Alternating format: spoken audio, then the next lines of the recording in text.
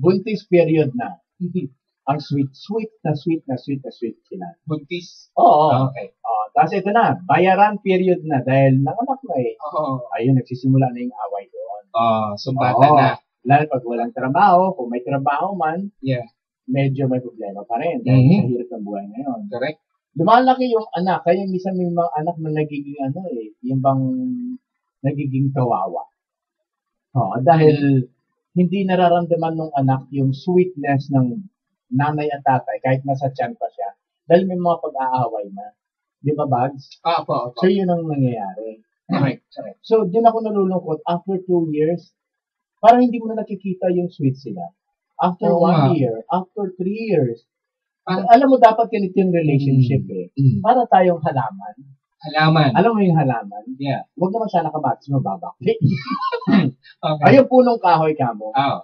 Napapansin mo yung punong kahoy, the more na nagtatagal, the more na lalong tumitibay.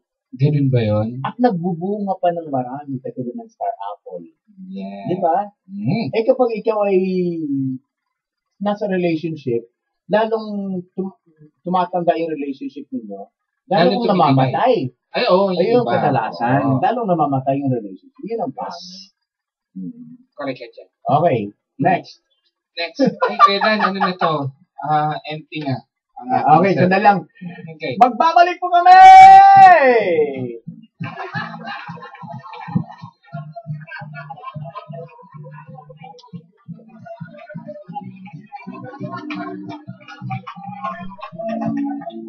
Alam mo, hindi ko alam kung nababago yung taong ginagawa ko dito. Hindi ko narinig piniplay mo.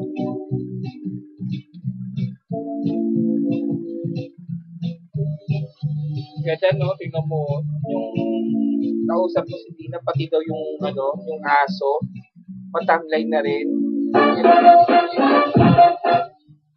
Ito nga at may veterinarian dito pinatod. Siguro uso ang peste sa mga hayop ngayon. Ganun.